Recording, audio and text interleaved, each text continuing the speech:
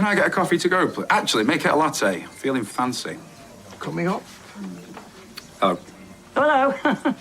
Have you heard the latest? News, politics, sport. Do I look like a man that's agog at football results? No. About Daisy and Ryan. Go on. Well, apparently, Splitsville, Arizona, population, them. Sean, what are you talking about? It's over. Benito. Talk of the street. Talk of the street. The talk of the street. Talk of the street. The talk of the street. Talk of the street. The talk of the street. Talk of the street.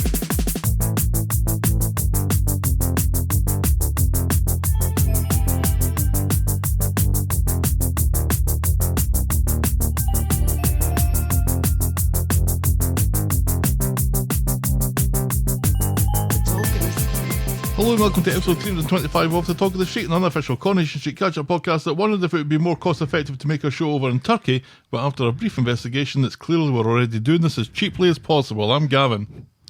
And I keep expecting the List of Lists podcast music to start playing. I can hit a button here, I'm sure. If that would help you. That would help you get into this. I'm a wee bit tired. Yeah. For work today... You haven't said anything yet. Well, for work today, I had to go to a house to go through some books and pack some books up for an auction. We've got rules, Helen. We need to stick by them. Auction talk. Yeah, so, it was really nice. It's a very, very packed house. And apparently, we've cleared out quite a bit of it already, but you wouldn't know to look at it. So, but there were lots of old antique and vintage books on the history of Ukraine and in Ukrainian, and books on why Russia is bad, why communism is bad. So I'm assuming that this woman, was at some point a refugee from the Ukraine and from the communists. So, but yeah, it was a really cool house to go through. And, there are certain neighborhoods in Okemos that just feel like time capsules because a lot of them are these really cool old mid-century modern houses. We have a Frank Lloyd Wright house, in fact, fairly near there. So it's always cool to go into these neighborhoods and get to see all of the old houses and then occasionally get to go inside one. There you go. Yeah. So, I don't know if there's any point in asking how you are. Sleepy. So, for fans of Helen yawning on the podcast... My knees hurt. I imagine that you're going to be... Yeah, knees and sleepiness frequently go hand in hand, don't they? Yes. Fans of you yawning will be probably in hog heaven this week. Maybe even some snoring. Who knows? It's early days. Sure. Shall we preamble, my dear, then? Yes, please.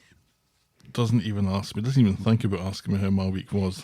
Give us some of that I typically inconsiderate Corrie news.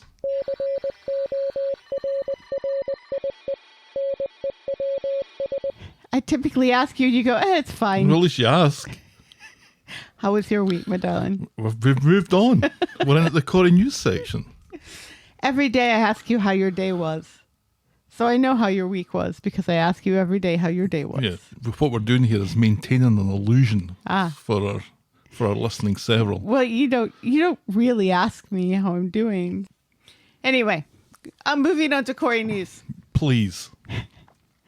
Eileen Grimshaw actor Sue Cleaver attributes her weight loss to sobriety, stating that she has cut down on glass of wine a night that she typically had and is feeling much better for it.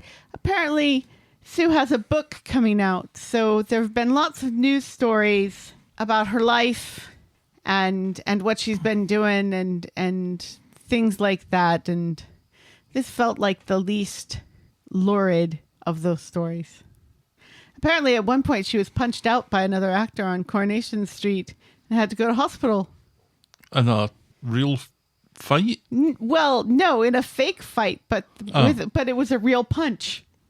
The person did not throw a fake punch for acting purposes. They threw a real one.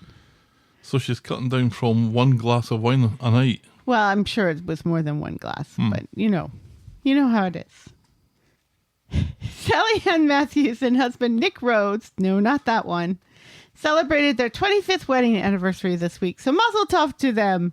25 years. Can you imagine, Brimmy? We're getting there. I'll be dead long before that. Shut your fucking face. No, you won't. Not if I have anything to do with it. Another 13 years, I'll be 64. Yes. That's a decent age. No. When people die in their 60s, people say, oh, so young. Yeah, because people always say that. People are not saying that about Dame Maggie Smith. They're saying that she's sad Too that soon. she's gone. It's sad that she's gone. Because it is sad that she's gone. It's even sadder that people aren't remembering her for the right movie. Right. Yeah. People are just remembering her for Harry Potter and for Downton Abbey. They're forgetting all of the fantastic work she did before that, like in Room with a View. Prime of Miss Jean Brodie, please. And Gosford Park. And Hook. Well, maybe not Hook. And finally, congrats to Jenny McAlpine and husband Chris Farr, whose restaurant Annie's in Manchester made the top 10 of the TripAdvisor Traveler's Choice Awards for casual dining. So congrats to them. It's always nice to hear about actors doing other things and doing them well.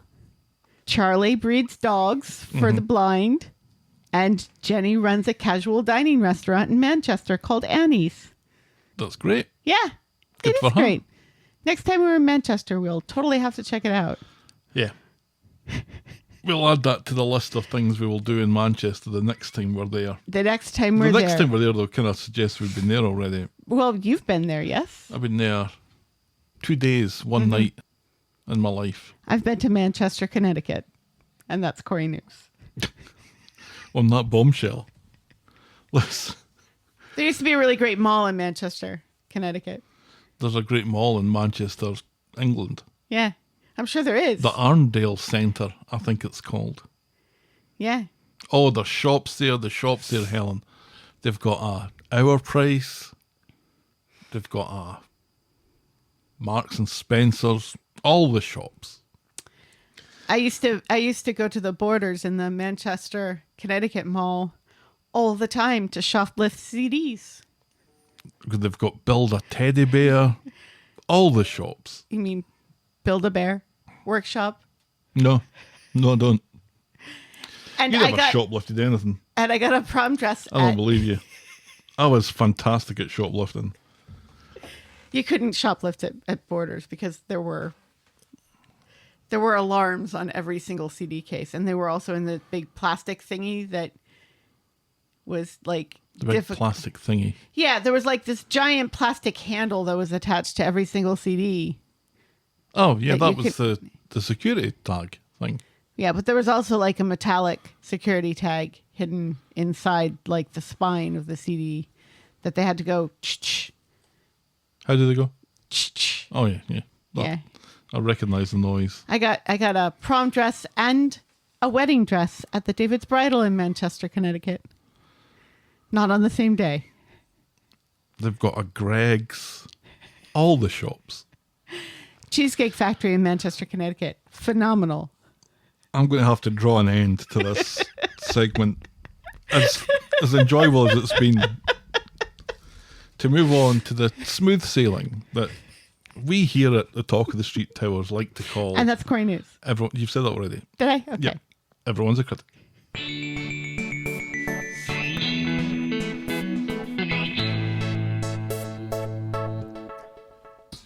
My sister would shoplift CDs for me. I would believe that. Yeah. The works. All the shops. You had to Google a store in Manchester, England. I couldn't remember what that was called. Manchester, England. Across the Atlantic Loriana Sea. writes, "Hello, Gavin and Helen. So I'm caught up on the recent Corrie podcast and I was needing more. Work was a killer this week and I needed the mellifluous tones of your voices and a few good laughs. With no new episodes, I had a brainwave and started listening to older episodes. I flipped the switch on February 24th, 2023, And at the beginning of the episode, you did a recap of a show from the previous year. That was great. Have you thought of recapping any of the older original episodes? I think Gloriana's taking the piss here. As an American, Corrie is new for me, but I love the thought of seeing Rita, Ken, Audrey or Steve from the early years. I know it's lots of work and I do appreciate what you do. The podcast is my treat. Good day to you and my fellow listeners. Yes. Well, thank you very much, Loriana. Loriana is the second person in 2 weeks to mention the Right. this year, last night, or whatever it was I called it. Last year tonight. Last year tonight. Yeah. With me, you, John Oliver. I'm not doing that again. But I have thought, and we've talked about doing some classic Corrie stuff before, but it takes us enough time to do this. That as would it is. force me to watch classic Corrie. Yeah. But this was you that had the idea of sitting and watching the classic episodes and doing reaction stuff. Oh, yeah. Oh, no, it's not a bad idea because it was my idea. Or was it? Yeah, but that was like for say a Patreon thing Yeah. or something. Well, we have a Patreon. Yeah. But you don't want to charge. Patreon.com/The Talk of the Street. Yeah, but you don't want to charge people for content. I don't. I want us to be free for everyone. And if anyone wants to give us some money for coffees or the upkeep, then that's fine. But I don't want to exclude people. I'm just such a nice guy like that. Then Ali on Twitter writes, "Oh, Gav, that was not a real baby." I've watched it back. It definitely isn't a real baby. Thank you.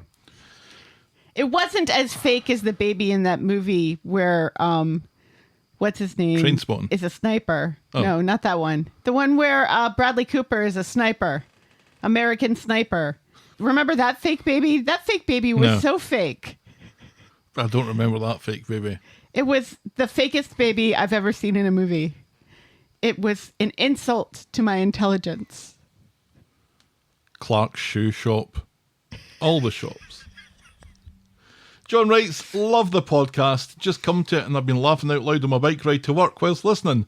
Just one thing I don't understand. In the last pod you kept calling Lauren Racist Kelly. I may have misheard this because, accents, but please could you explain this to me? Please keep up the good work. I love to hear you talk about some classic episodes, especially the tram crash." Now, John and Loriana, I think, are in cahoots here.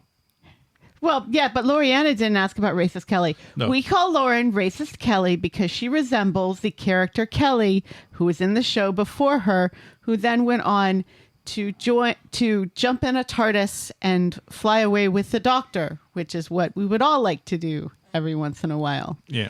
We've done this thing before because there was a character who resembled the character Tina, and we called her Irish Tina, even though her name, I think, was like Jackie or something. It was Vicky. It was because Vicky. Then the next Scally that came in Right, that was- was Scottish, we We called her Scottish Vicky. Vicky, yes. And her name was Chelsea. Right. And we waited for a Welsh Scally to come along so she could be Welsh Chelsea. But just to that confuse new never listeners. happened. It didn't. It didn't. It That's a didn't. shame. So that's why we call her Racist Kelly. And that's not really for John because I already explained this to him in an email. But for anyone else who's curious, Yes. that's the reason. We used to call George the Undertaker because he is an Undertaker and also so Gav could make WWE jokes. Yep. We used to But call then I ran out of those and they Right. just started calling him George again. We used to call Stu Homeless Stu, but then he stopped being homeless and we recognized that it was kind of offensive, so we stopped doing that. Yeah, somebody pointed that out to us. Yeah, we like to give people nicknames on the show We do. just to keep it interesting. Well, maybe for us. Yes, for us. Wendy writes, "Wait, so instead of finding out details on Bethany's situation and what they need to do, they argue about Daisy? Wha? We'll get to that. Yes. There's lots of things that happen there that... Yes, yes. Wendy that said some require a other wah, wah, things. wah. Yes, Wendy said a few other things as well, but we'll get to those. Yeah. Cheeky writes, "I very much hope you're well. This whole storyline with Bethany and sepsis and the idea that she now has the stoma for the rest of her life is very impactful but also wildly pointless. We have known since the beginning of her character that she is woefully insecure, even when she was in a relationship with Craig. She's always been so deeply concerned with what other people think, especially when it came to dating Daniel. She went away for years and never really got therapy for her trauma, which led it to be possible that she would have even more concerns about her looks that went on unaddressed. The storyline involving Mason definitely makes it look like they want to redeem the character. I think it's a bad idea because it means that people look at these types of incidents and say everyone is capable of redemption because they've done that with so many other characters recently. Either way, I'm not excited to see where either of these stories are going, and it could be done so much better than it has been. And that's certainly true of Mason, who is definitely someone that we're supposed to feel some kind of redemption sympathy for. Correct. And yet we kind of do. I know, And despite ourselves. Despite ourselves. Sharon writes, not a lot to say about this week. Boring as fuck. Bethany needed a brain transplant, not liposuction. Joel is a rubbish drunk, and when will Dylan tell Stu Well, about... he wasn't actually drunk. He That's was true. pretending. That's true. A bit Eliza's hit and run. But just to tell you, there is a selling site on eBay that's called ITV Pre-Loved or Reloved that sells old props and stuff from programmes, including Corrie. Lots of old toot from the sets, but mainly the Rape Hotel at the minute. Have a look and see what you can find. Keep up the good work and keep on yawning, Helen. She does not say that. Yes, she does. She does not. Yes, she does. No, she doesn't. As long as that MSU t-shirt never shows up on that eBay, fine. She did say that. I thought you cut all my yawns out. Sometimes, some weeks it's easier than others to do that. Thank you to Sharon, to Cheeky, to Wendy, to John, to Ali, and to Laurie Anna for the feedback. We very much appreciate it. Feedback's always welcome. Send us your thoughts and I will probably read them out. Get us at thetalkofthestreet@gmail.com or our DMs are open at Corrie Podcast. Please note that we reserve the right to edit feedback, but only in the interests of brevity, Helen. And now we'll podcast for coffee.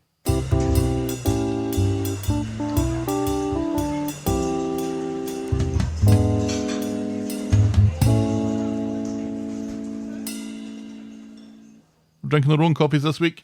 What? We have been inundated recently.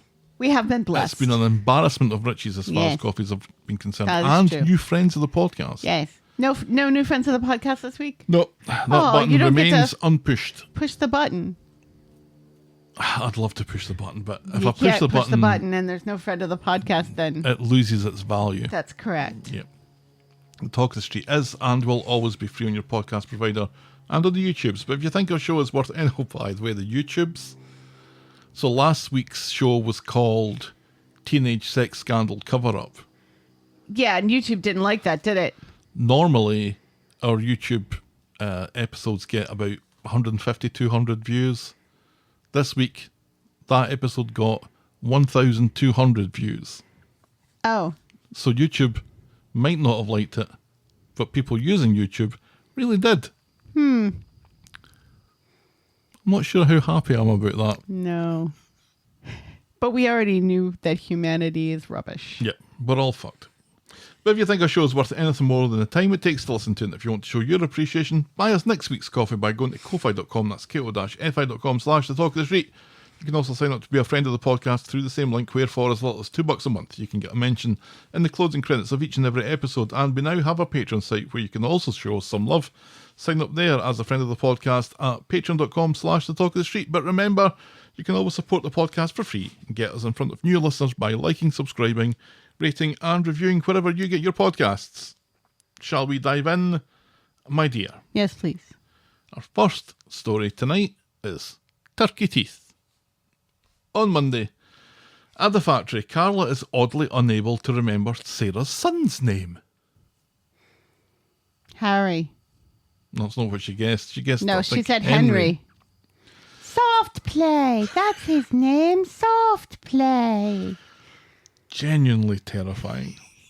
She's more interested in talking about Daniel and Daisy maybe getting back together now that Bethany is in Turkey and Ryan's dumped Daisy. Sarah, though, insists that Bethany and Daniel are solid.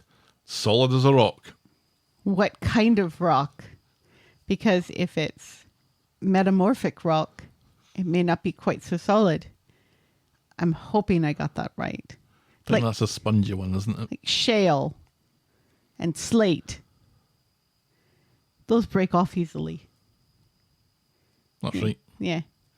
Granite now. If you were solid as granite, that would be pretty good. Yeah. Yeah. Buttons. You got to be specific. All the shops. You got to be specific about what kind of rock you are. In Nina's roles, Daniel learns from... It's top banter. It really is. In Nina's roles, Daniel learns from Sean that Ryan dumped Daisy, so he does what every man does when he hears that his ex has split up from a new man and goes to visit her at the pub. He wants to know all the deets, and when she tells him that Ryan didn't think the acid attack was a firm foundation for the relationship, Daniel starts fishing for more, and then acts shocked when Daisy admits to still having feelings for him. And Daniel cleans the floor. But not like that. Daniel was definitely fishing for Daisy to say something like that, and then when she said it, he acts all clutch my pearls. Right, yes, and knocks her back. And during this, he dingies 2 calls from Turkish phone numbers. She points out that it shouldn't be a shock because they were going to get married after all, and he admits that he cares for her too, but too much time has passed, and why tell me this now? You came here, you plum, she says, but she claims that she's good, and she gets back to work. He goes off to call Bethany back, but gets her voicemail. It's not until he's home that he gets another call from the Turkish number, but it's not Bethany.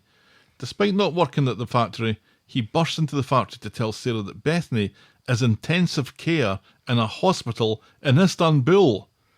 And there's a sentence I thought I'd never say on a Coronation Street podcast. Not Constantinople. No, Istanbul. Was Constantinople. Top banter, Helen. Seriously. Now you say, now it's in Istanbul. Now it's Istanbul. Not Constantinople. No. It's a Turkish delight on a pale moonlight. Every gal. Is this a Billy Joel song that I don't know? Every gal in Constantinople lives in Istanbul, not Constantinople. Top banter. They might be giants. Okay. It's niche. Back at Sarah's, Daniel takes charge and tries to book flights, but Sarah's passport only has 3 months left in it, and he knows Turkey won't let her in the country. But it's an emergency. Don't tell me, tell border control, he says. And then he shouts at her for being upset. Yes, and then she shouts at him that she can't tell border control because none of them speak English. And it's like, wait a second, it's border control. They should be able to speak English. He'll go now, and Sarah will just need to follow on later once she's got her passport sorted. So he fucks off while Sarah tries to organise the new passport. She finds Carla in the pub and gets time off as she explains the circumstances. And Daisy's hanging around there, and she mutters that this must have been the call that Daniel dinged earlier. And Sarah is momentarily very interested to pursue this, but Daisy manages to sneak away without mentioning anything more suspicious. Meanwhile, Daniel has landed in Turkey. Quote, end quote, Turkey. That Turkish airport looks suspiciously like the Manchester airport that they use all the time, only with a new AI sign attached to it saying Turkish airport. Yes, that's what it's called. Turkish airport. In Turkey. Oh, you're flying to Turkey? Where are you flying to? Oh, Turkish airport? That's the best airport to land at in Turkey. In neon red. And they've got a little flashing open sign. Turkish airport is open for business. They've got a Greg's. They've got a Burton's menswear. All the shops. And the Turkish airport's cheesecake factory is the best cheesecake factory in the world. Your sister used to steal CDs from Turkish airport. I actually think... It should not be as funny as it is for some reason. It's all right. No one else will find this funny. I actually think it was a different airport, but I'm pretty sure they put Daniel on a treadmill and just had him walking on it. I think with he a was volume wall thing. on one of those escalators at the airport. Yeah. That you just stand on and it takes you from one side of the airport to the other side of the airport. Yeah, because you're lazy. The moving and you walkways. can't walk. Yeah. Yes. Yeah. We use the moving walkways all the time, but we walk on them. Yes. Because then you feel like you're running. Yeah, like you're going faster than you are. Because you are going faster than you are. Yeah, slightly. Yeah. People love going slightly faster than they are. Yes. That's people. That is people. So, Daniel, about half an hour ago, has landed in Turkey and heads straight for the hospital.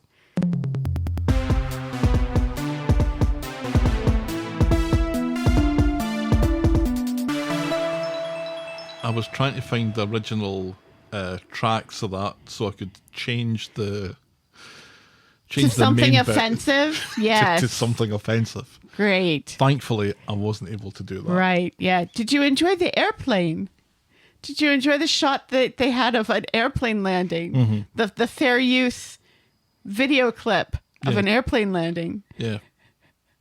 But it had the stock library stamped in the bottom corner of it. So Daniel gets the details and calls Sarah. Bethany has sepsis that she's contracted after What? a liposuction surgery. What? Perforated her bowel. Now, do they just... Is this one of those things where they're just going to eventually give everyone on the show sepsis eventually? Because let's not forget. Poor Jack. With Jack. Well right? done, yes. You Poor remember the Jack. J name. Lost his leg to sepsis. You did? Jack lost his leg to sepsis. Bethany lost her bowel to sepsis. Well, technically she didn't lose her bowel to the sepsis, but the perforation in her bowel caused the sepsis because it allowed poo to get into other parts of her body. It's probably peritonitis. That's probably what's happened. Yeah. Yeah. But Says they're calling Dr. it Broom.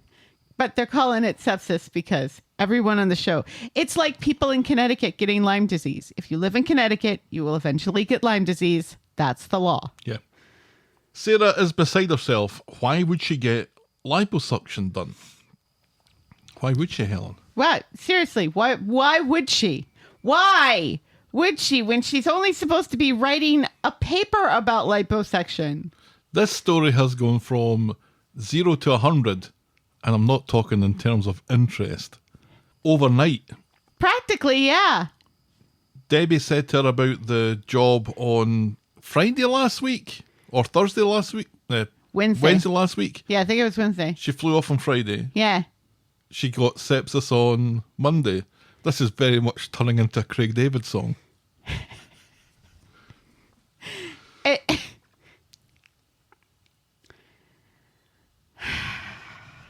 On Wednesday, Audrey hits round at number 8, and she and David have a lovely wee cheery chat despite the situation that's going on Turkey.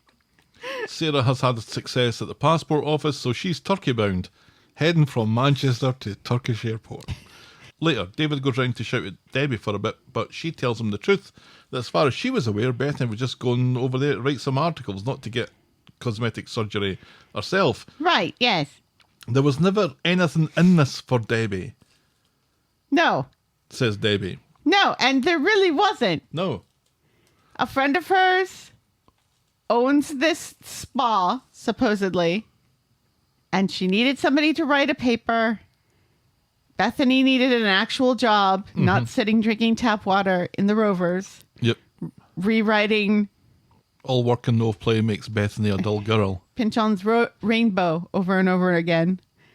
So that's all that Debbie did. She did a good deed, and it is gone punished. She threw an opportunity Bethany's way. Adam hears the kerfuffle and throws in his Scottish tuppence. David is determined to find out who's to blame. In Turkey, Daniel quizzes a doctor about when Bethany can leave, but the doctor is evasive and thinks it's a more complicated situation, but Bethany's going to have to be there for at least a week. Back at the law office, Adam and David talk about litigation that will need a specialist lawyer, but they think that they need to concentrate on getting Bethany home first. Sarah arrives at Bethany's bedside and is unimpressed that Daniel doesn't know chapter and verse of what's happened. He insists that they're waiting on her waking up, but she's stable. Sarah is dead snarky as Daniel takes a call from the travel insurance people. And he comes back with bad news. She wasn't insured for the surgery, so she's not covered, so they're all on the hook for the medical bill, and the hospital can keep hold of her until it's paid. And can hold her passport. Long and short, they're fucked, and every second is adding to the bill. Daniel says that he told her 1,000,000 times about travelling without insurance to get dodgy medical treatments, and this opens the floodgates somewhat for Sarah. Isn't Bethany lucky to have someone like Daniel who can say, "I told you so," in such an eloquent manner, and to have a boyfriend who dingies her calls when he's drooling over his ex, which meant Sarah missed getting to the passport office yesterday, because Sarah's been putting two and two together here a little bit. Right, yes. Yes. And while she's not wrong about Daniel being the worst boyfriend ever, Sure. this whole stuff about dinging the call, meaning that she is a few hours short of when she would have gotten there to begin with. Yeah, she's missed a few hours of Bethany being unconscious. Right. Yeah. She's ridiculous as far as that's concerned. I will give her that Daniel is a terrible boyfriend. I do, however, love people shouting at Daniel, It's fun. and I particularly like people shouting at Daniel who have no real cause for doing so. Right. That's even better. It is fun. Sarah asked him what was so important with his former girlfriend that he ignored calls from Turkey and his current girlfriend. But before he can answer, the doctor comes along and takes Sarah off for a wee chat. When Sarah comes back... Okay. Can we talk about this? Yeah, that's what we're doing. Because let's not forget. We just need to have let's not forget button. The Turkish hospital did not call Sarah, because on Bethany's paperwork, her next of kin and her emergency contact is Daniel. Yes. They would not give Sarah information over the phone because Bethany's emergency contact is Daniel. Yes. Sarah gets there. Daniel's there too. They only call Sarah out to talk to her about medical stuff. Yeah, that's Even so... though her next of kin emergency contact is Daniel. I think that's so the rest of this plot can happen. Right, Yeah. yes. But you would think that they would figure out a way to do that better, where we are not pointing out plot holes. I don't know. That's what we're here for, isn't it? The plot holes? Yeah. Yes. Which means we were eaten. We were eating good this week. We came for the plot holes. We stayed for the leather trousers. They are no cap, fire. When Sarah comes back, rather than ask what the doctor said, Daniel launches into his excuse and says that what Daisy was telling him was private and he refuses to share. Sarah rips on him for not asking about the doctor and then reveals that she has a pretty good guess what the secret convo was about anyway. Now Ryan has dumped Daisy. Daisy has revealed that she still loves him. And surprise, surprise, Mr. Ego Daniel can't hear enough of that. Sarah clearly hates Daniel's guts. And worse than not answering his phone, he's the reason that Bethany's in that hospital bed because he let her think that she wasn't good enough for him. All right, and once again, unfair, but also fair. But not entirely wrong. Right? Yeah. He has never point blank called her fat or anything like that. No. But he is a terrible boyfriend. And when you have a terrible boyfriend, you feel bad about yourself because all you can get is a terrible boyfriend. And because of this, but then she lets it hang and she sends him home. And he wants to know what the doctor said, but she says it ain't none of your business. But it is because he's the next of kin and I don't think emergency it's next of contact. kin. He's the emergency contact. But she sends him home, not back to the hotel home. Home. Get out of my fucking sight. So he does. Sarah phones home to tell David that the bill is 15 grand and rising 2 grand every day that Bethany's in hospital. He promises to sort it. Shona's like, how? And in the pub, the usual suspects chatter about doing a crowdfunder. Debbie suggesting that they stay vague about the reason just in case it puts people off donating. And then Bethany wakes up, surprised to learn that Daniel has gone home, and then really surprised to learn that she's got a stoma fitted. She doesn't seem to twig the significance of this and says the surgery wasn't a big deal and she was just unlucky. She says that she'll be fine when this stoma is removed and she can get home. Yeah, about that, says Sarah. You'll be pooping through that stoma for the rest of your natural love. Your natural life love. Yeah.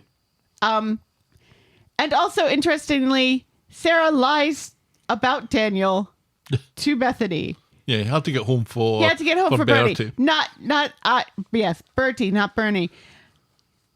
And not, I kicked him out because I'm a horrible mother and he's a horrible boyfriend. Yep.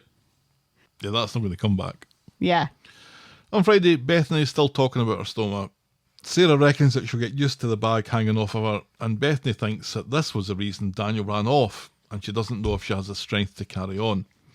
She explains that the company offered her a discount for writing the article on the surgery. She just intended to get rid of some puppy fat, and now she's ruined her fucking life, but at least insurance will cover it. Yeah, about that, says Sarah. You're the hospital 25 grand so far. Sarah promises to fix it by running out with Bethany stuffed in a laundry hamper. Daniel is back on the street, and it's David who has to explain about the stoma bag and is upset that Sarah didn't tell him, and he blames Bethany and her body issues for going through this procedure in the first place. It turns out that David knew that there was a chance that she was going to get this done. He phoned her in Turkey, and he talked about liposuction, and she'd thought about giving it a go, and he made a joke of it because she's not even that fat. She's not fat at all. But David was giving Debbie a hard time. Yeah. Well, all the while. That's because he feels guilty. Oh, okay. Yeah. Yeah. So, like he made a snarky comment, but he's David. That's his job, is to make snarky comments. No, and that doesn't get any approval from Daniel. No, Daniel that's because now Daniel has a scapegoat. Yes, Daniel sees this as an attempt to shift the blame and gets torn to David for it. Even her uncle thinks that she's a beached whale, he says. That's not what he said. He did? No, that's what Daniel said, but that's not what David said. No, yeah. David blames Nathan. Daniel runs off to Daisy and explains that everyone now knows why he missed those hospital calls. He says Bethany had body issues, and if he'd known, he'd have told her that she was beautiful. I don't know if Bethany puts that much value into what he says or thinks, but yeah, maybe she does. And also that's not enough. It's not enough to tell somebody that they're beautiful if they don't believe that they're beautiful. He tells her about the stoma and the hospital bills. So Daisy agrees to share details of the crowdfunder on her socials, but then is shocked to learn that it was liposuction that she was going for. Because I think now Daisy maybe feels a little off because she was making comments about all the procedures that she would get done if she was going to Turkey. Right. Meanwhile, in Turkey, Bethany is struggling to breathe, which was making me feel a little seasick. And then the crash team come in and Sarah's escorted out. I don't know if it was the angle, but Bethany's chest heaving as she was breathing. Attempting to breathe, yes. Was so weird. It was very weird. It was like her body wasn't there, just her boobs. She was just all boobs. She was just all boobs. It was very weird and it was very disturbing because the look on her face was also very, very disturbing. Because, like, she's all pale and kind of sweaty, and then her eyes are just kind of bulging while she's breathing heavily in and out. And it doesn't look like she has a body, just a pair of boobs. Yep. And it's like, it looks like somebody is like underneath her. Yes. And like jamming like Yes. a broomstick or something up and down to make it look like her chest is moving up and down. I thought exactly the same. It was weird. It was weird. I don't know if it was the I'm angle or not. so glad I'm not the only one who found that weird. Oh, the whole internet's found it weird. Or the Coronation Street corner of Twitter. That's what I'm talking about. Okay. They always like, why is this Why is this storyline happening? Right. We've already done a sepsis storyline. Do we really need another one? Right. So, later, Sarah learns that Bethany has pneumonia now, but she should be okay, and her chest is thankfully stopped. Meanwhile, Daniel is trying to access cash from Bertie's trust fund to help pay for the bills, but luckily this seems tied up and he can't get access to it quickly. David reminds Daniel and Daisy of Debbie's advice not to mention liposuction in any of their fundraising activities, but later, Daisy reveals to Jenny, supposedly by accident, and then reminds her that it's a secret. Daisy decides, though, it's time for her to move on. She told Daniel how she felt, to no avail. All she cares about is that Bethany gets better. In Turkey, Sarah calls David to give him an update. David claims that Gail sends her love, but Bethany won't be able to fly home for at least a week, and that's as far as we get with that. Has Helen Worth just already left the show? I was starting to think that. Because it's weird that Gail's not in any of these shots. It's weird that it's Audrey and not Gail sitting on the couch. We saw a flash of her last week, I think, didn't we? We saw a little glimpse of Gail sitting we? around the table, yeah. Okay. But that was the first time we'd seen her since, I think, March. It's true. And then nothing here when our granddaughter is fighting for her life, apparently. In Turkey. Mm-hmm. A corner of the world that Gail really loves. And Gail probably has maybe some funds that she could put to this if anyone was bothered to wake her up and ask her. Right? I don't know. This all feels really rushed. And maybe this is Lucy Fallon being pregnant and going to be going out of the show, that they need to come up with a reason for that. Some kind of absence for a while, that they come up with this weird storyline. I was thinking about that, but if that were the case, would they be making a big deal about the fact that it costs $2,000 a day for her to stay there? Because one would think that would imply that they will get her out of there the second she is slightly stable enough to fly. Mm-hmm. But maybe when she comes back, she goes to a British hospital or something for a while. I don't know. It all seems very coincidental that we know that Lucy Fallon's going to be going out of the show for a bit, and this storyline just drops out of the blue. Right. And drags up an illness that the show's already done. Yeah, and it seems a very cack-handed way to bring in an issue storyline about cosmetic surgery and the pitfalls thereof. It makes me very uncomfortable, the implication that botched cosmetic surgery only happens in Turkey, or that she had to go to Turkey in order to get botched cosmetic surgery. I don't think it's saying that. It's saying that cosmetic surgery is cheap in Turkey, or cheaper. Right. But it also and it's seems more commonplace, so more people have it. And if more people have it, then there's more people that are going to be disappointed. Well, and also one would think if there are more people having it, that they are quite good at it at this point. And maybe things like perforating bowels doesn't happen all that frequently. So maybe this isn't something that, you know, a major soap opera in the United Kingdom should be handling in such a way as to make it, the fact that it's in Turkey is why it was bad. I think you're picking that out. I don't think the show's necessarily saying that this only happened because it was Turkey. Right. Well, some of the preliminary stuff about this story coming up kind of implied that, we're going to tackle this very important issue of people flying out to other countries to get cheap plastic surgery and the dangers of that. The dangers of flying to another country in order to get cosmetic surgery on the cheap. It feels a little icky, especially when you have characters like Sarah saying, well, I can't do anything because they don't speak English there, sort of thing. To me, it feels a little icky.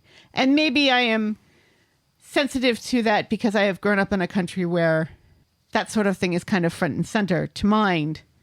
But it just, and especially with so many issues with immigration and stuff here in the US and also in the UK, it kind of feels like maybe this is not the time to tell a storyline about somebody going to get dangerous plastic surgery in a country like Turkey.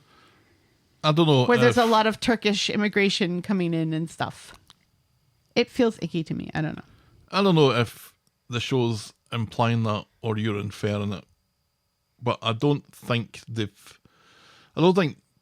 what they're saying is this is a terrible thing that Bethany's flown to another country to get this surgery done and it's gone wrong. I think what they're saying is Bethany's had this surgery and it's gone wrong. The fact that it's a different country and the fact that it's Turkey, well, Turkey is popular for this kind of thing, hence the turkey teeth. That's what people are doing. They can't get dentists here, so they go to to Turkey where they can get it.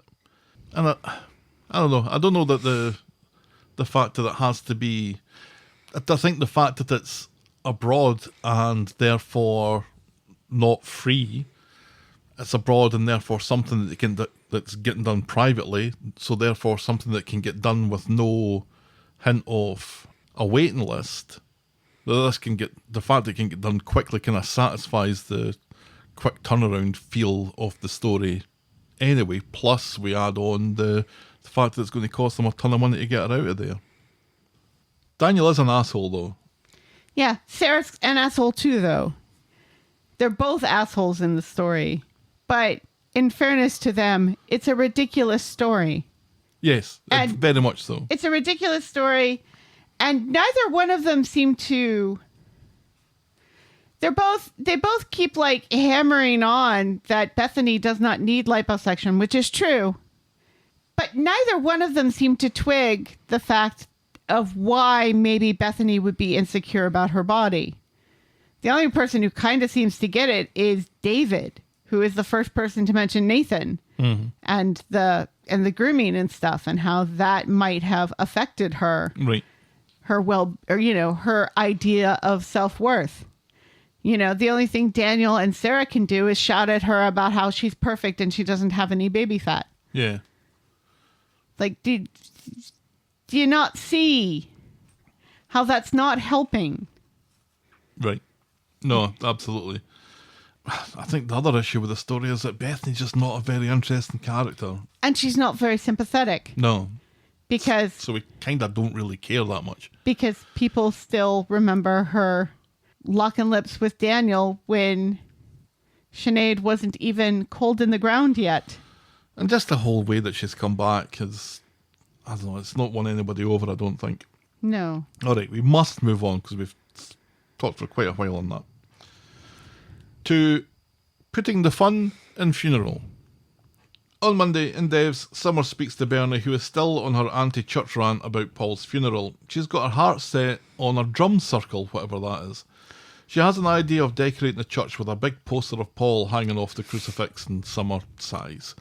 So Billy Not hanging off the I know. crucifix. So Billy comes in when he catches wind of this and puts the kibosh on the massive poster of Paul and puts his foot down. He's organising the funeral his way, and it's going to be traditional, and she can either respect that or suck in his balls. So we're not even going to pretend that Bernie gets any say in the actual funeral. And also, you can't hang other things in the pulpit? Really? What sort of nonsense church is this? I think they put little, and maybe not in the pulpit, but I think in the aisle or at the top of the aisle they put pictures of people that they normally have next to coffins and things. There's normally a picture there of the deceased.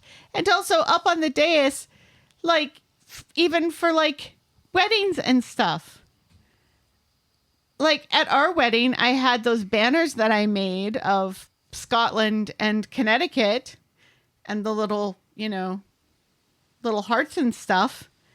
Nobody said boo to me about that. Of course, it's a different sect of Christianity, but still, whereas last week I was quite sympathetic towards Billy.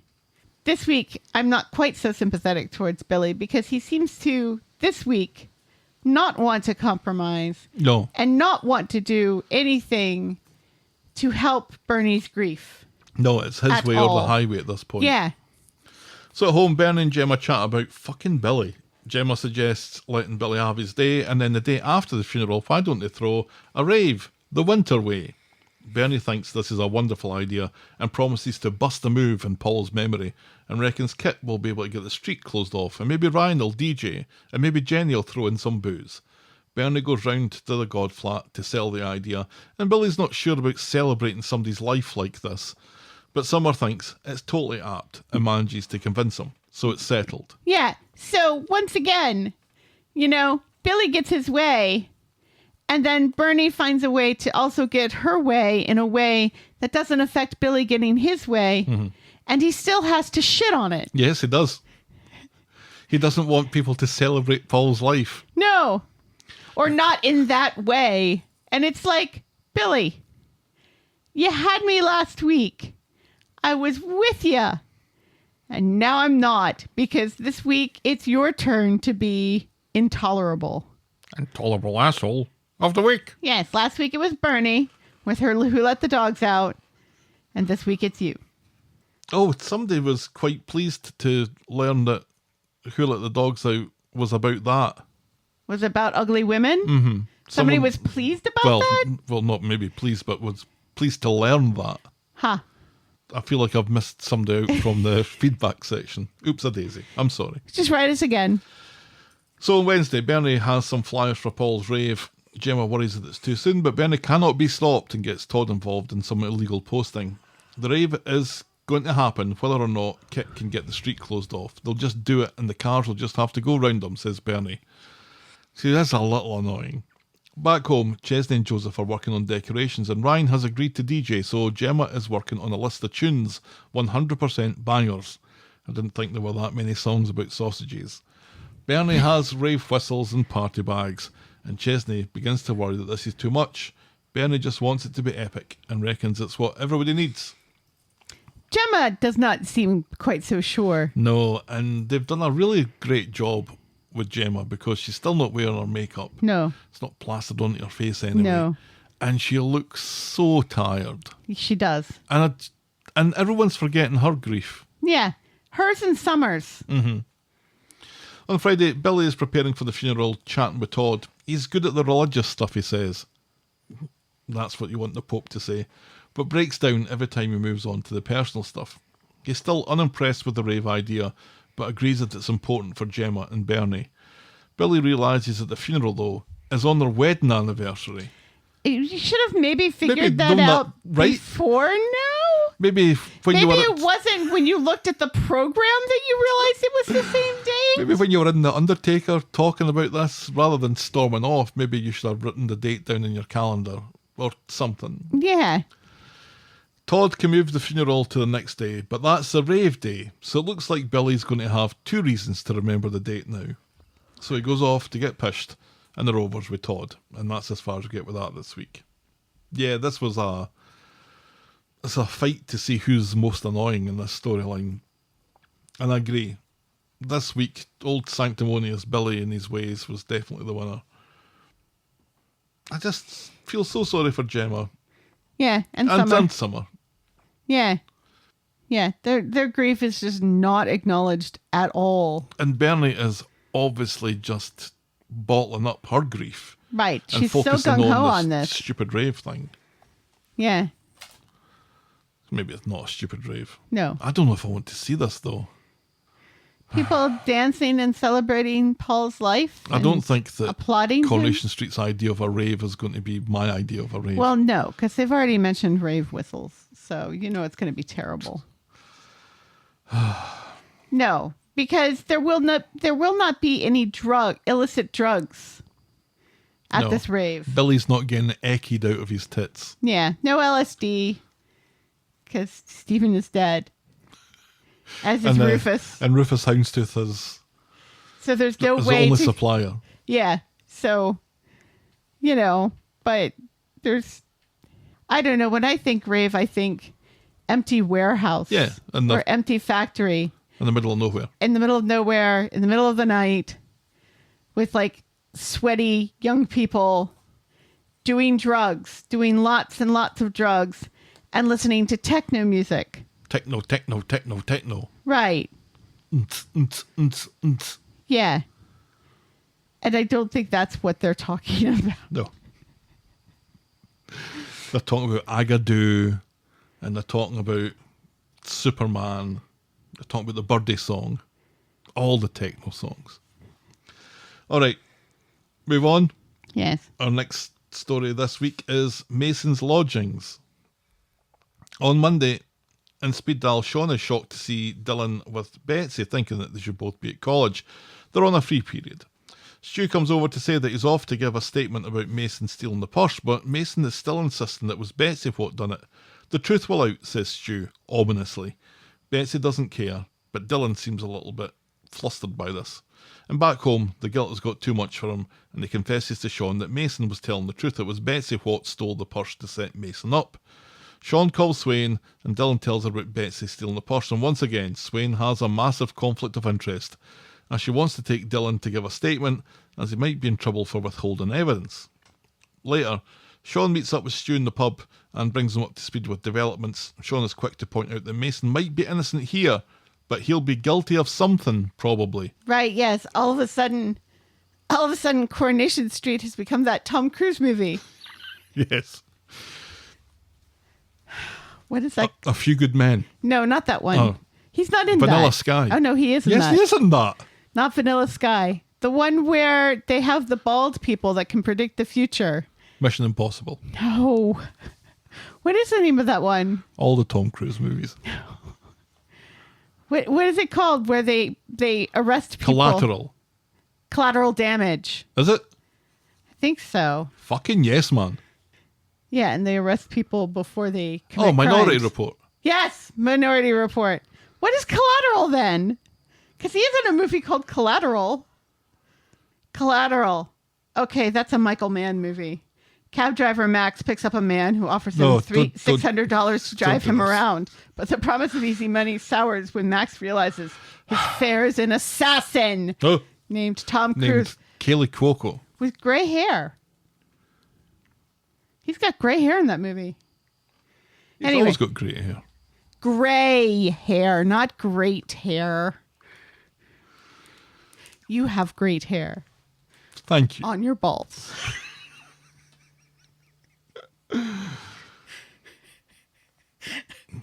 Skating on. In Nina's roles, Swain reads Betsy the riot act about all this. Betsy will need to give a statement and Mason will eventually be released. Swain checks again to make sure that that's the full story and Betsy insists that it is. So I'm starting to worry now that there is something else going on with Betsy, because that's twice now that Swain said, "Is there anything else you want to be telling me?" And Betsy said no. It's weird that they've done the same thing twice. It normally means that the third time that this happens, we're going to learn something. So, on Wednesday, the wheels of justice are breaking the speed limit as Mason is due to be released today. And Swain tells Sean and Dylan that he's been released into the custody of his brother, so has no real business to be in Weatherfield. Gary and Maria chat this over with Sean in the pub. Neither of them amused at Mason's release and blame Dylan for doing the right thing. Meanwhile, Betsy, Liam and Dylan are chatting about the situation in the community garden when Mason arrives out of a bush, glad that Dylan grassed up Betsy and not looking for trouble. But Liam must text Gary because they all zoom to the scene where Gary hangs Mason up on the railings by his jacket hood, and this is all interrupted by Stu. He sends Mason to Speed Daal and then gives Sean and Gary a lecture about behaving like bairns. Until the courts say otherwise, Mason is free to be wherever he wants, so suck on my balls.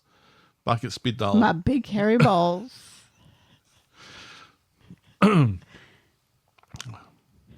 Back at Speed Daal, Mason says that he was just trying to fix things, and Stu apologises for not believing that he didn't steal the purse in the first place.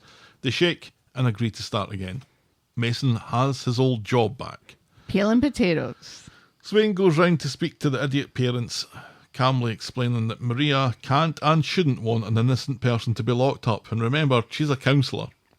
And to Sean that their innocent kids were the ones who framed Mason in the first place, so maybe we all just wind our fucking necks in here. And she goes to Speed Daal off duty. Stu wants charges against Gary, but Mason wants to let it go.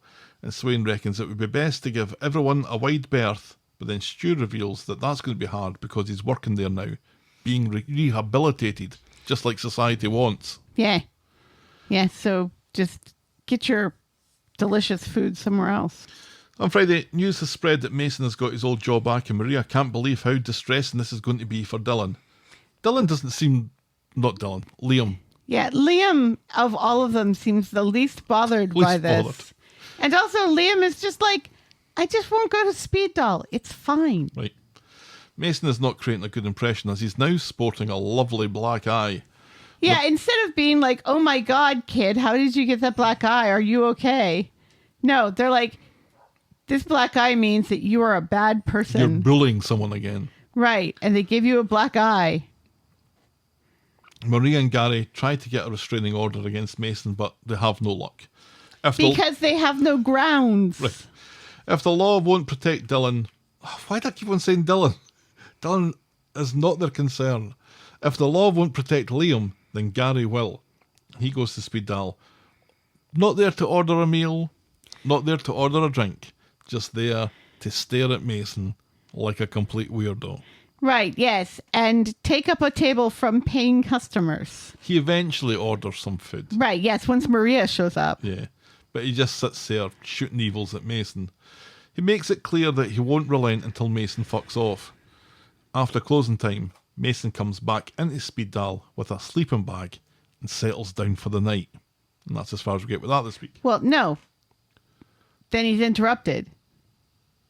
You didn't. He's laying down a sleeping bag and then he hears a noise.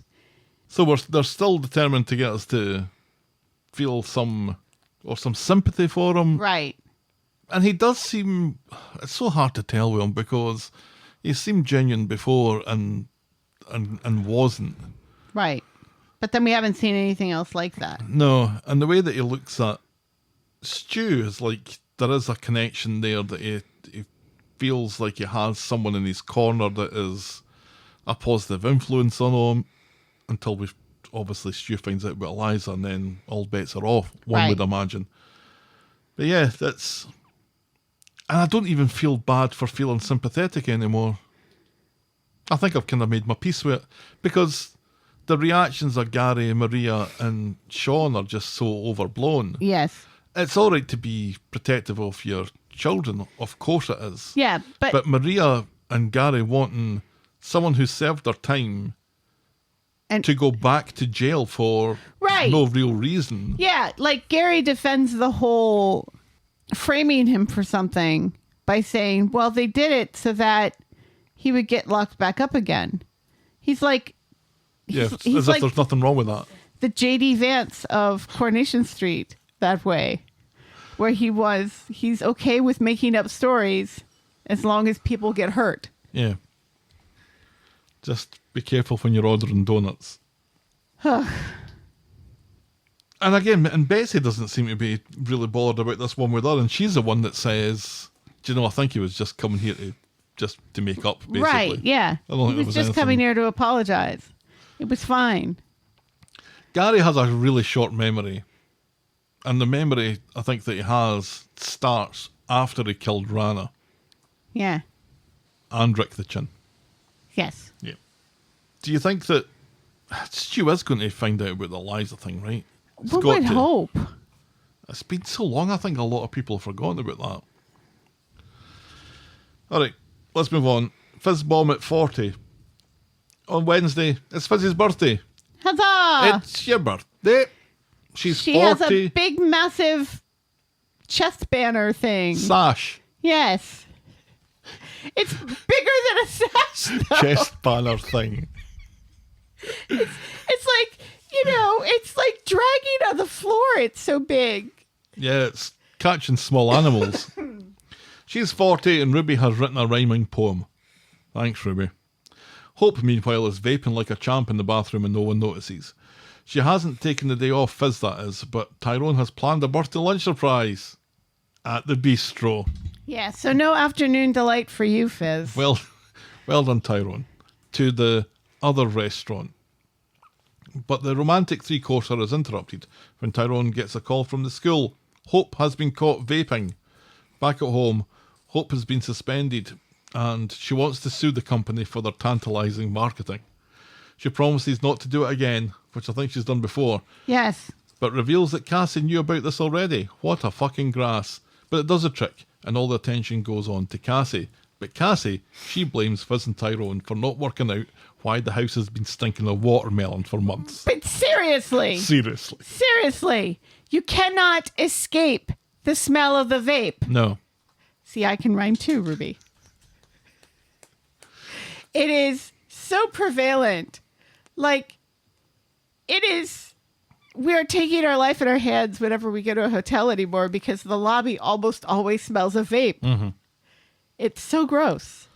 Yeah, I don't like it at all. It's worse it's worse than the smell of tobacco. It's not worse for your lungs than tobacco, but the smell is worse because it's the sickly sweet smell. It's so gross. I agree. On Friday, Fizz thinks that what with Alina and Doran, they've taken the eye off the ball with Hope. Tyrone decides that she'll spend her suspension working at the garage. Hope apologises for ruining Fizz's birthday, but the next thing we see, she's nicking vapes from Dev's. Addy tracks her down to the community garden. He wants his fucking vapes back or he's calling the cops. She says she did it for a mate and won't do it again. I think she said that she won't do it again before this week. Right. Addy falls for it, and then we see that Hope has kept a couple of vapes back. Yeah. She goes back home with chocolates for Fizz as a belated gift, and then is super useful helping to do the dishes, and suggests to Tyrone that he does something nice for Fizz tomorrow. Yeah. And that's as far as we get with that. Automatically suspicious. Yeah, when Hope's being nice. And doing the dishes? What's triggered all this? The Doran stuff? Because I kind of think that she was probably vaping before this. I think she just wants to be cool. But all of her friends turn into public service announcements whenever she vapes around them. So I don't know That's right. how cool she is. Because she makes Sam even less cool. Oof. It's tricky. It is. Even Addy comes and says, you only have to be 18 to buy these. Yeah. She didn't buy them. She stole them. Right. Come on, Addy. You're better than this. Seriously. And whenever somebody comes in and says, oh, do you have any prawn cocktail crisps? And you don't have any prawn cocktail crisps, if it's a school kid, maybe you don't leave them unattended in Right. your shop. And maybe, Addy, you probably know this. Yeah. One would think. Tisk, tisk. Does he still have his beard? Yes. Quite like the beard.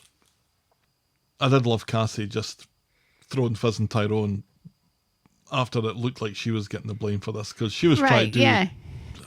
She's like, look, I gave the kid one chance to do the right thing. She didn't do the right thing, but come on, guys. You know what the smell of vape is. Seriously. Tyrone's like, I thought it was perfume. Nobody wants to smell like that. No.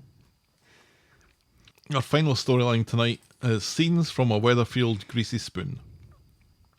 On Monday, By Billy Joel. I think I'm late hitting this button now, because we've already had some scenes with Swain in it. Right, yeah, and you didn't hit the button. And I didn't hit the button. Shame on you. So I'm going to have to hit it now for all those times. Yeah.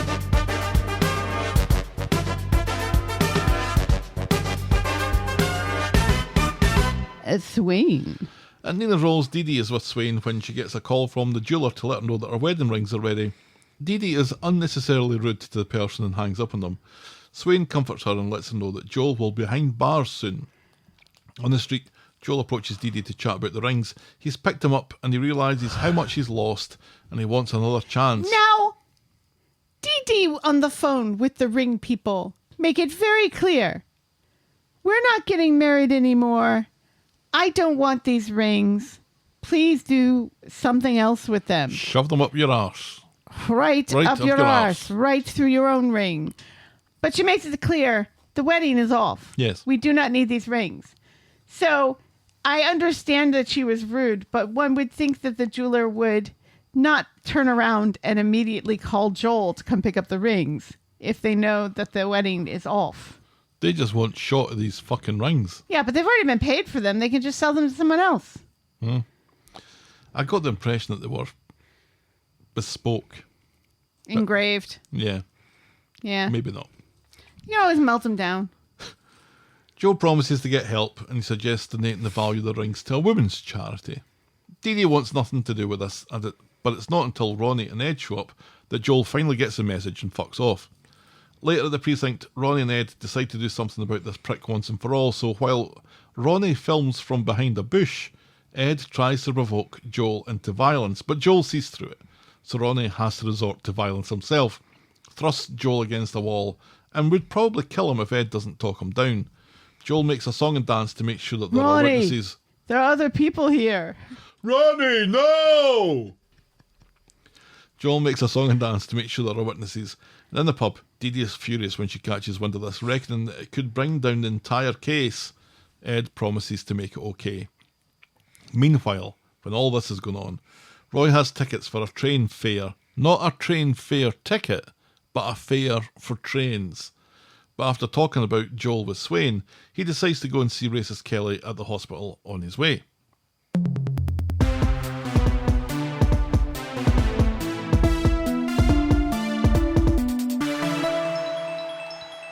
So at the hospital, Roy sees how upset racist Kelly is about Frankie's condition, so decides to stay with her instead of going to his train thing. And instead, he talks to racist Kelly about trains for a very long time.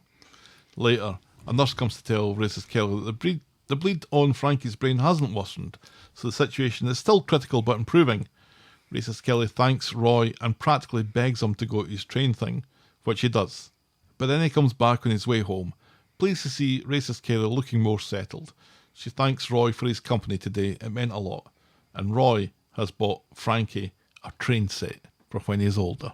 Yeah. Oh. He's given up with Sam. He's moved on to Frankie.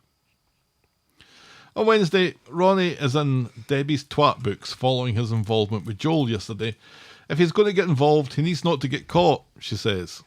Meanwhile, at the hospital, racist Kelly has been tracking Joel, who seems to be spending time in a field and then in an industrial park. This seems to be following the trail of where Stephen disposed of his bodies, isn't it? It did, yes. And also where Gary put Rick the Chin a couple of times. That was in a wooded area, that's right. Right, and then an industrial park that was soon changed into a soccer pitch, which then meant Gary needed to move the body again and got caught. Why, I wanna. Dee Dee doesn't think this is their problem. That might be so, but racist Kelly reveals that he also sent her $5,000. Dee Dee thinks this might be the pawned rings, but they weren't worth that much. She advises racist Kelly to hold on to the money until they can figure out where it came from. Later, Swain meets Dee Dee and Ronnie in the pub to let them know that racist Kelly will not be charged for assaulting Joel. So that's one bit of good news, isn't it, Helen? Yes. Back at the hospital, Dee Dee reveals that she's heard from Joel's ex, who has also received $5,000. Weird. What the actual fucking hell is Joel playing at? Correct. On Friday, Dee Dee and Ed and Ronnie... I wish they wouldn't be so obvious about this. Ed and Ronnie are inseparable this week because it's important for the story. Mm-hmm. They're in Nina's roles. Ed thinks this is one day closer to getting Joel out of their lives for good. Today was supposed to be the wedding day. In his flat, Joel seems to be getting ready for it, getting his suit all out and ready to go, but then he starts making some notes in his diary.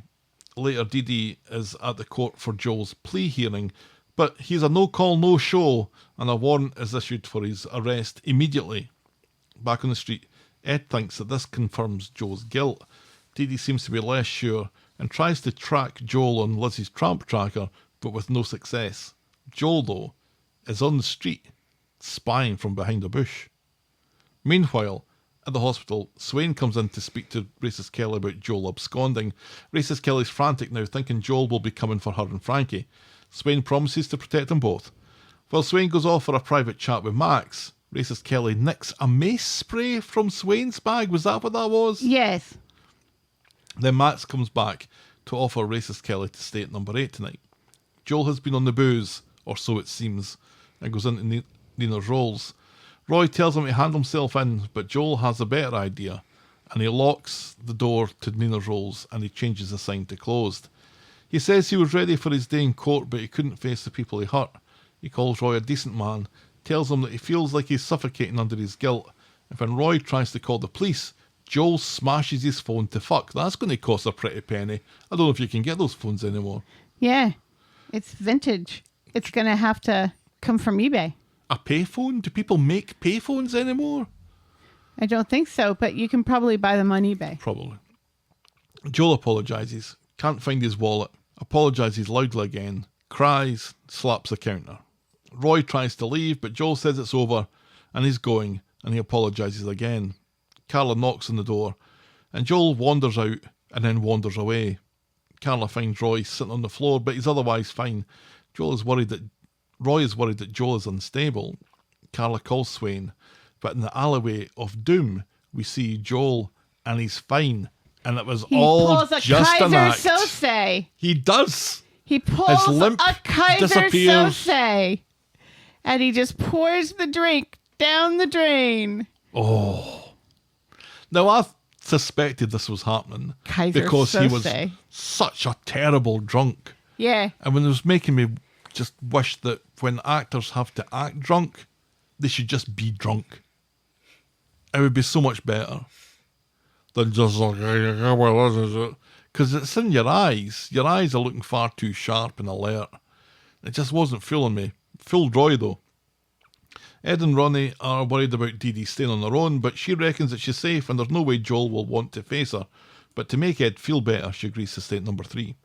Before that, she speaks to Roy and learns about Joel's drunken ranting, and Dee Dee feels responsible. She was the one who brought him into everyone's life, after all.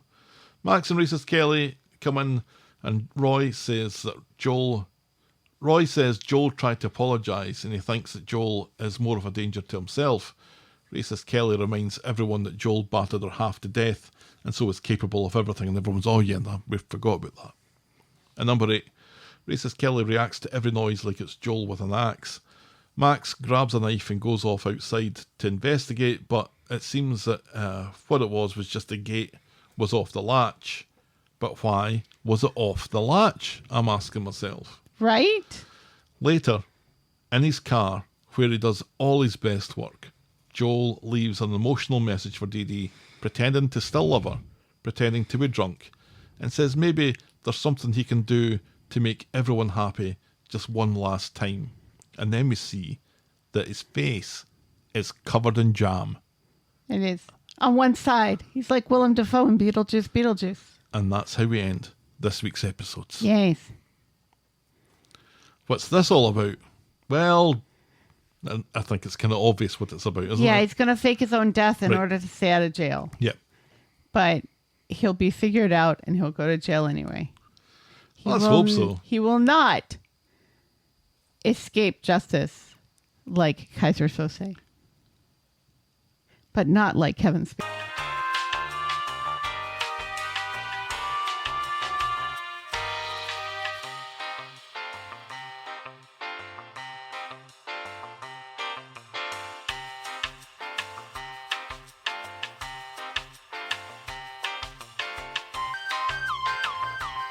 He is innocent. He's not innocent. Look at the...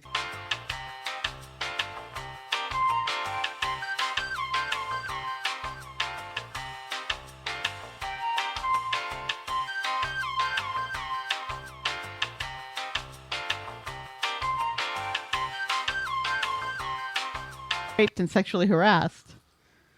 Anyway, that's not what this show is about. So yeah. Anyway. Faking his own death then. Oh. He's a slippery character, isn't he?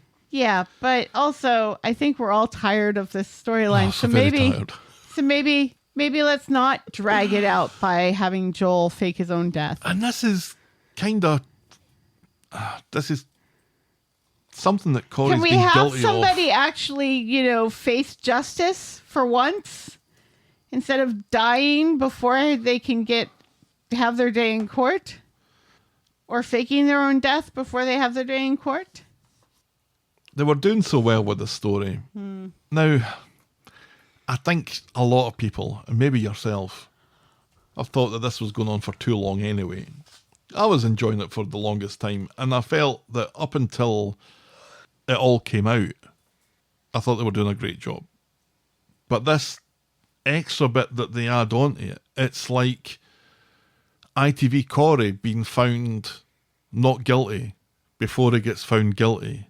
It's these extra add-ons that they do to just squeeze the last little bit of drama out of a story that they can possibly do. And it just, I don't know, they just do it too often. So when it happens here, you're like, oh, can we not just get to the end of this? Like you say, can we not just get to the end of it? Can we not just have justice being served and people piecing together their lives and just moving on? And it seems impossible for the show to just do that, to recognise when a story's coming to its natural end without having to just milk it until there's no interest left in it. Agreed. I am so tired of this story. Yeah. And I don't know that Joel's been such an effective baddie as he was. He was looking terrifying when we found out that it was him that was behind it. Right, and then he became less terrifying. And now he's not terrifying at all. No, he's Willem Dafoe in Beetlejuice. He's becoming a caricature of the caricature that he was playing. Right. Which is never a great look. No. I thought the wedding was supposed to be the week before, but I thought it was the 19th that they'd mentioned, but maybe I'd got that wrong. Yeah, who cares? We're getting a little bit more Ronnie, though. Yes. Got to be happy about that. Yes. Does mean that we're getting a little bit more Ed. Where's Michael? Michael should be here. When was the last time we saw Michael? Is he off to visit Aggie? Well, he had a bit of a storyline where he and Glinda were dating for like half a minute, but then they split them up again, which...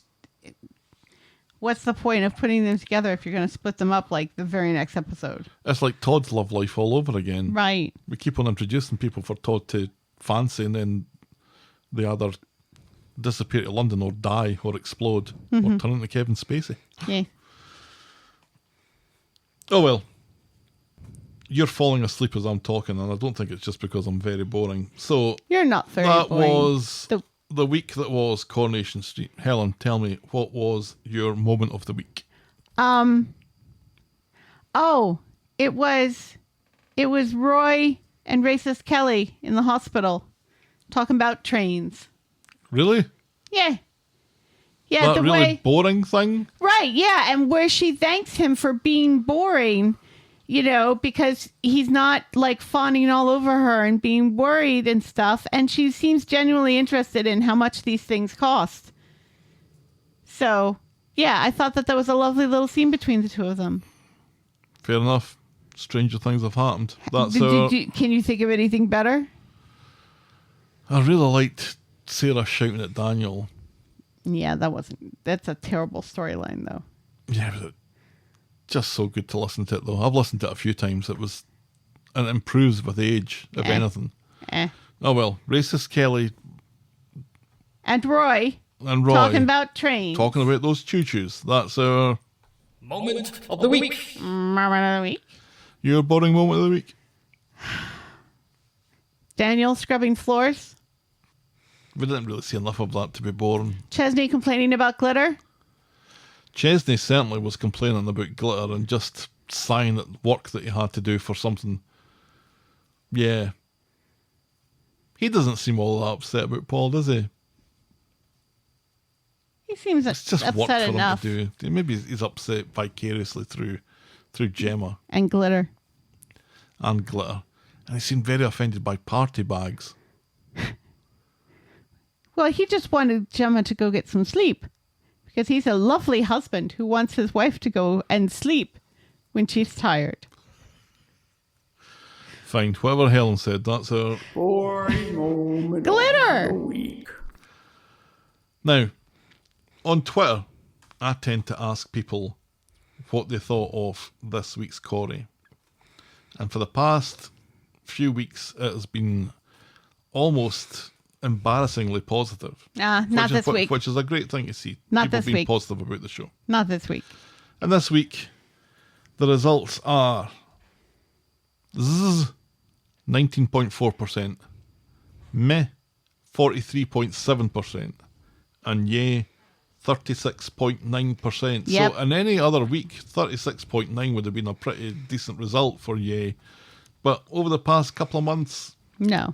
and I think this is because of the Bethany storyline. I think people just don't really care enough about it. But we don't let this sway our opinion, Helen. So, tell me, what was your score out of 10 this week? 3.5. 3.5. All right, 4. Does that make you feel better? Well, you give it 4 when it's dreadful. I don't think it was dreadful this week. I thought the Bethany storyline really dragged everything else down. And also, Maria and Gary trying to minority report Mason. Or collateral damage him, if you prefer. It's just collateral. There's no damage in the name of that movie. I bet you there's a movie called Collateral Damage. Oh, of course there is, but it doesn't star Tom Cruise. Not yet. I think I'll give it a 5. Middle of the road. And Things then have been so good lately. If things have been so good lately that when things are bad, the show must be punished with a 3.5 Oh, you're going back to 3.5? or 4. Well, which is it? Because I record these things. 4. 4 then. All right. Just to make you feel better. Well, I don't care, but it's like... You do too. But I just want some consistency in the scoring, that's all. I did not enjoy this week. Bethany's storyline just brought it completely down. Fair enough. All right, let's wrap this one up then. This episode was brought to you with thanks to our friends of the podcast, Daisy, French Helen, Pickles, DT, Trisha, Wendy, Noel, Canadian Helen, Christy, Shandy, English Victoria, Aurora Yvonne, Heather Westerfield, Russell Whiting, Jackie B, Brittany Porter, Lauriana and Tina. Thank you. A special little yawn there for y'all. Thank you very much. It was a thank you. A thank you, yawn. Yeah. We really do appreciate it. If you've ever caught pneumonia in a Turkish hospital, write in to tell us about it. We're the Talk of the Street at gmail.com and we're at Corrie Podcast on Twitter, Facebook, Instagram, Threads and Blue Sky. Or you can reach us the old-fashioned way at the Talk of the Street, P.O. Box 12, Eaton Rapids, Michigan 48827. And I need to go and try and learn how to work that P.O. Box tomorrow morning. You can shout me and Helen a coffee or become a friend of the podcast by heading to ko-fi.com, that's ko-fi.com/the Talk of the Street, or patreon.com/the Talk of the Street. Check out voggle.co.uk for links to our merch store, YouTube channel and blog. And if you're so inclined, please leave a rating and a review on the iTunes or your podcast provider of choice. And please be sure to check out our pop culture sister podcast, The List of Lists. Sorry, Demi. Thanks for making it to the end of another episode. And we will be back next week with more Talk of the Street. Bye. Cheerio.